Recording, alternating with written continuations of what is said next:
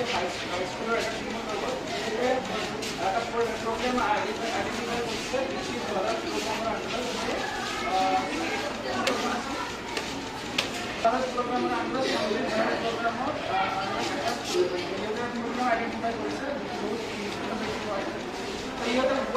smart West regulation চলাইছে West ম্যানেজমেন্টের উপর চারিটা টিম আছে ইয়ার নাম হল রামিরু ইয়ার নাম হল আৰু ইয়াৰ নাম জনপ্ৰতি আৰু উন্মেষ আলু তো ইয়াতে প্ৰব্লেম আইডেণ্টিফাই কৰিছে যে জাবৰ জোঁথৰবোৰ য'তে পেলোৱা হয় কিছুমান বায়'ডিগ্ৰেডেবল থাকে কিছুমান বায়'ইনডিগ্ৰেডেবল থাকে তো কি হয় সেইবিলাকক এঠাইত চিষ্টেমেটিকভাৱে প্লেচ নকৰি বেলেগ বেলেগ জেগাত পেলোৱা আছে যাৰ ফলত কি হৈছে এনিমেল তাৰপিছত বহুত পিপল আৰু এনভাইৰনমেণ্টৰো এফেক্ট হৈছে যাৰ কাৰণে ইহঁতে এটা হেৰি ওলাইছে যে সলিউশ্যন ওলাইছে আৰু ইহঁতে এটা বস্তু হেৰি কৰিছে যে এইটো কোনে ফেচ কৰিছে যে যোনবিলাক মানুহে চিটিত বাস কৰিছে ভিলেজত বাস কৰিছে সিহঁতৰ কি হৈছে বায়ুমণ্ডলতে এফেক্ট কৰিছে তাৰপিছত কি হৈছে ৱাইল্ড লাইফ জীৱনটো মানুহে কি হৈছে এইটো এফেক্ট কৰিছে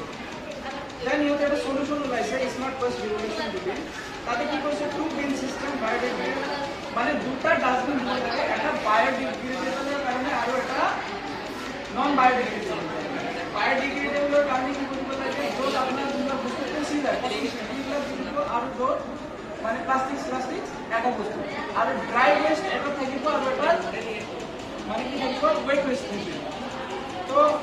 আৰু সেইটো কৈছোঁ যে এইটো বস্তু পৌৰ নিগম হওক আৰু নাইবা লোকেল কমিউনিটি হওক এঠাইত উৎপাদন কৰিব লাগে আৰু এটা চিষ্টেমেটিক মেথডত সেইটো এটা ঠাই